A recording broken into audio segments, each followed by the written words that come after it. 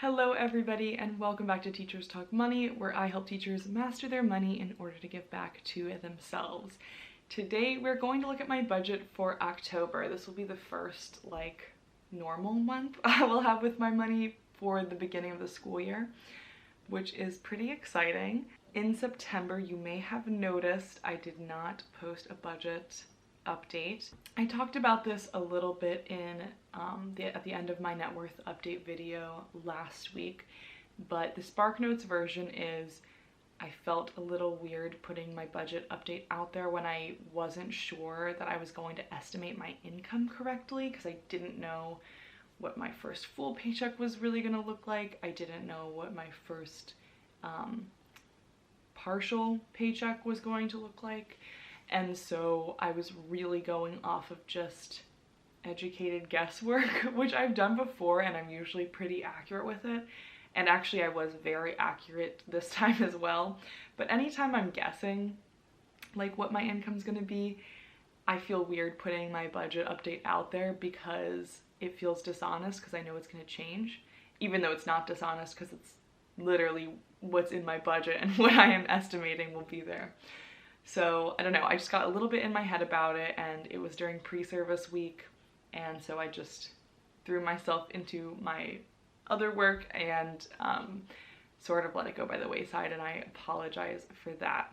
I also mentioned a little bit in my last net worth video that I've just kind of been feeling bad with money lately. Not really, I know that that's not true, but I went over budget in September and have just sort of been feeling not so confident about my money management abilities lately. I think really just getting back into the school year and being really busy, for the first time again, really throwing myself into in-person 5-day-a-week learning, and then letting those things I'm feeling a little bit less confident in, such as managing my money and creating things for this channel and my other platforms, I've let those kind of fall by the wayside.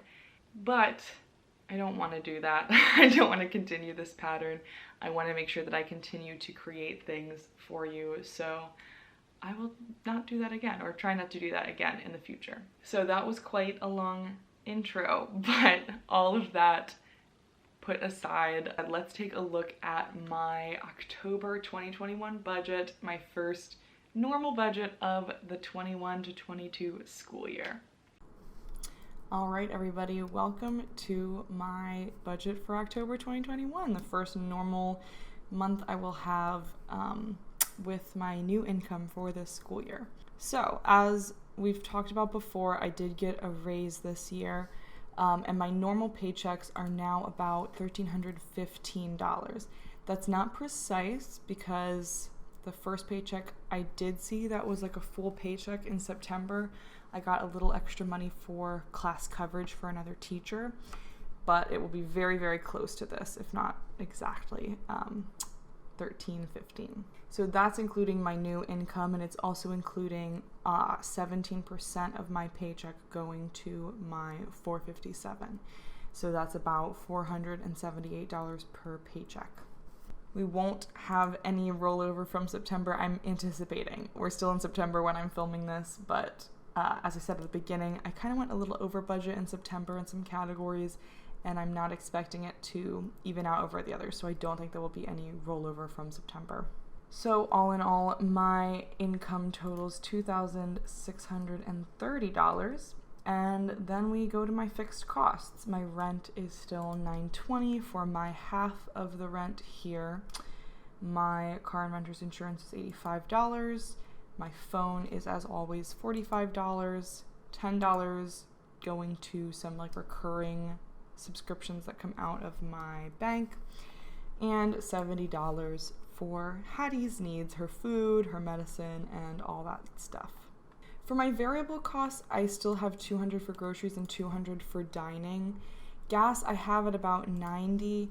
I might be able to lower that a little bit. I'm still kind of waiting to see how September pans out, but so far I've only filled up my tank once, and it has not, of course, reached $90 for that reason, so we will see.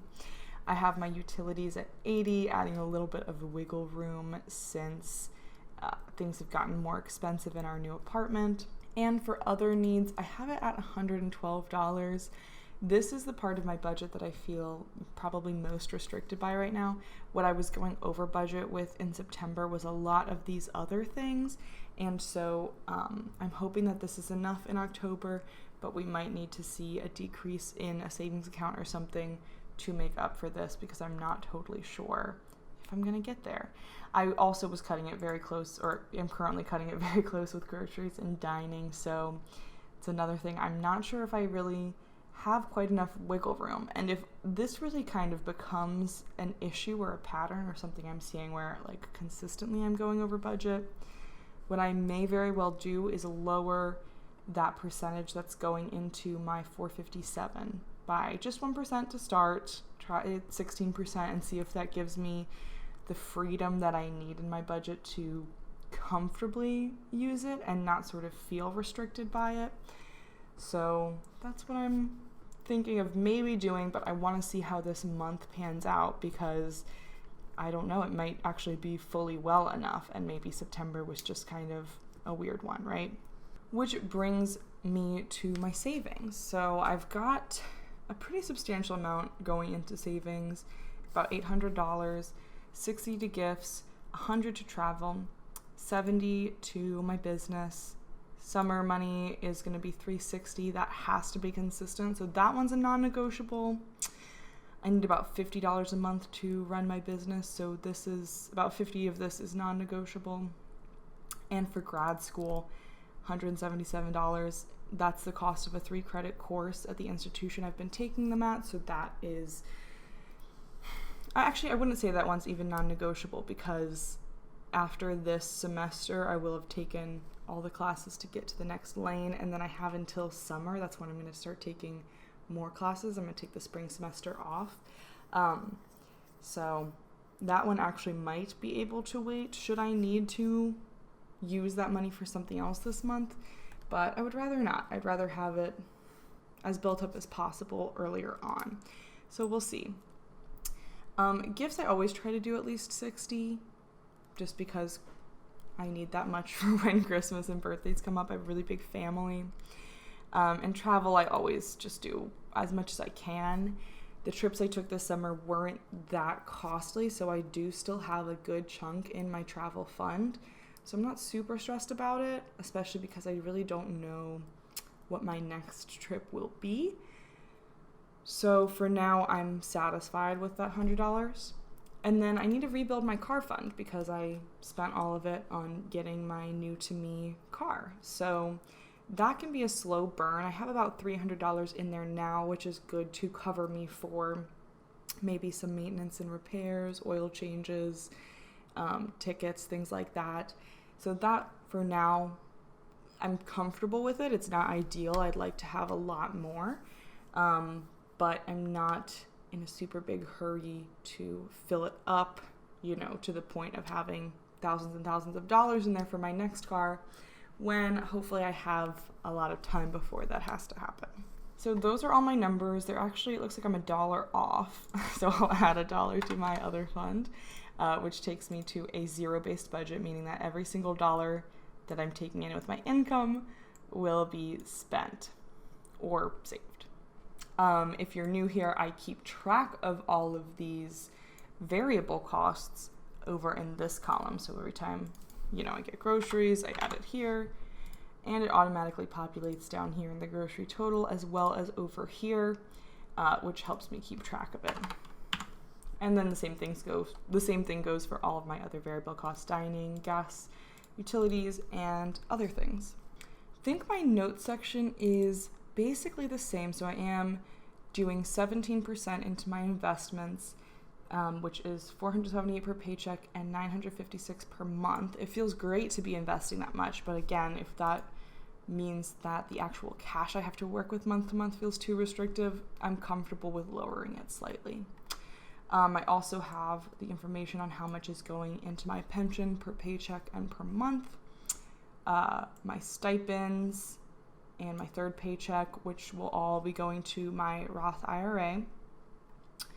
And that's all going to happen in 2022 because I do have my Roth IRA fully funded for 2021.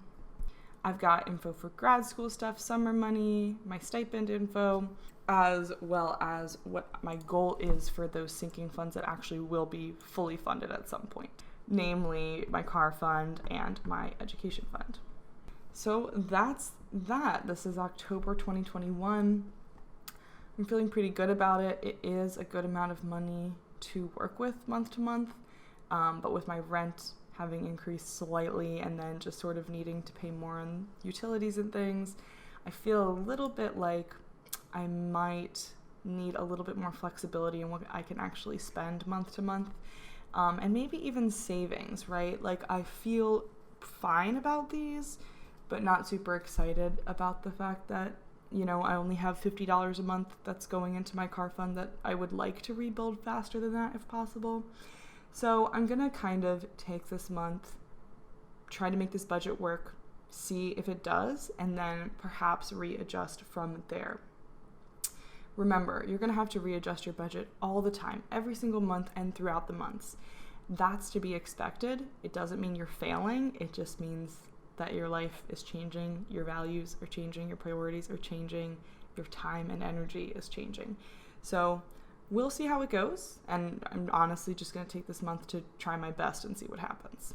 And that is that. Please let me know if you have any questions about this down below, and I will try to be consistent with these going forward. I'm sorry I missed September, but that was the way the cookie crumbled.